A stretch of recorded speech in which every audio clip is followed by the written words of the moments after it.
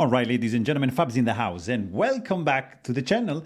Today I got something nice from Canada, from Randy Doucette. I got a Shogun here, right over here, inside this pouch. I'm gonna check it out in a second. But in the meantime, before or while I'm opening this guy up, guys, you can check out this section right here. There's like some comments you can leave. I don't know, if you like to leave me a comment, express yourself right there in a nice way, of course.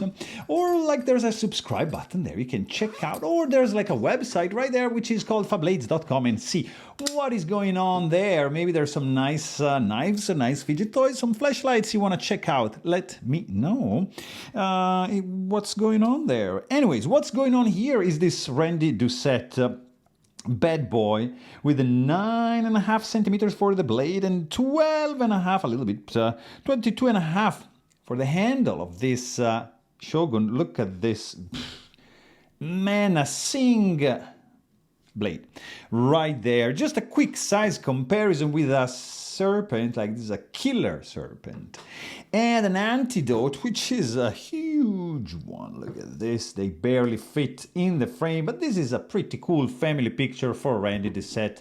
Look at that. Let me know your thoughts in the comments. You want to see a couple more? Sure, just a couple classic here, because you gotta see something more recognizable. Small Sebenza 21, large Sebenza 21, both by Chris Reeve and Blade HQ teaming up for that exclusive. Anyway, that's the beast that's on the table in the house today. I believe this is Mokutai bolster, matching, of course, the clip, raindrop, Mokutai, titanium floating backspacer, suspended a lot, blue anodized with some like washers going on right over there to create that floating effect on the spacer.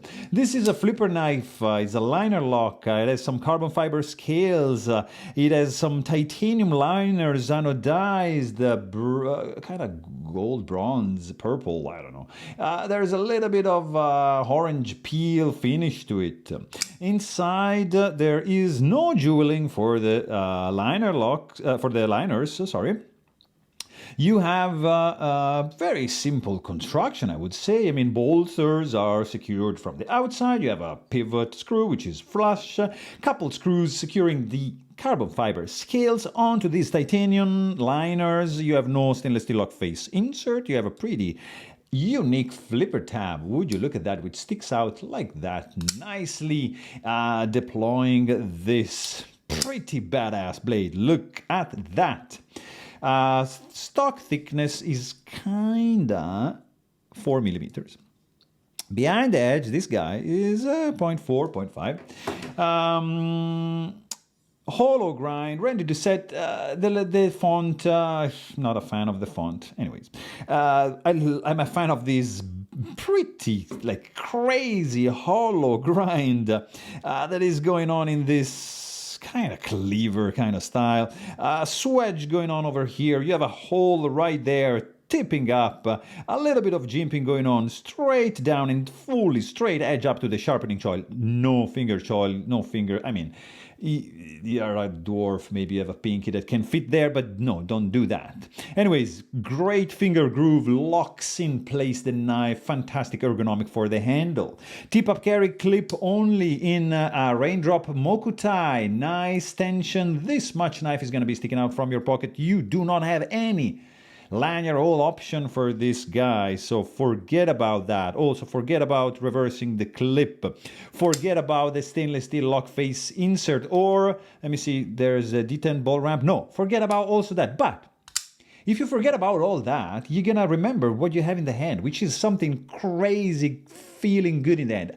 I understand this is like a unique design language, very recognizable in the hand. The blade, it might not be for everybody because it's aggressive, it's not usual, but it has some sense. Especially in the Randy Doucette lineup, it just fits perfectly. This is a pretty cool knife that has this kind of action.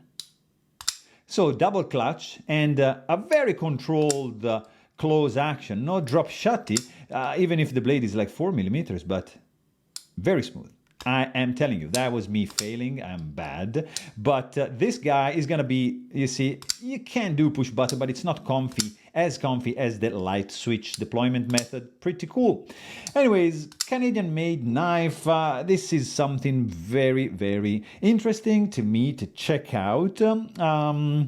It is, guys, this is pretty cool. I don't know if I check the weight on this one, but I'm telling you, this probably is going to be over 6 ounces, 6.55 ounces. So not like a super lightweight, but it's very good.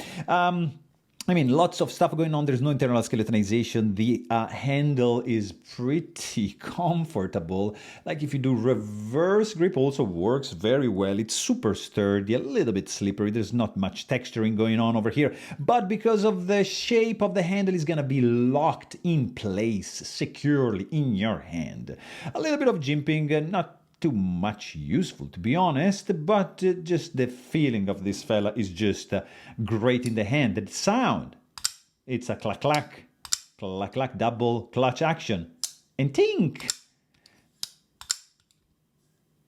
when you close it. Clack clack, very nice. Fit and finish, I was saying, is just very good. Zero rattling, zero steps, lips, bevels, nothing. It's just very well made, very well contoured, handmade in Canada.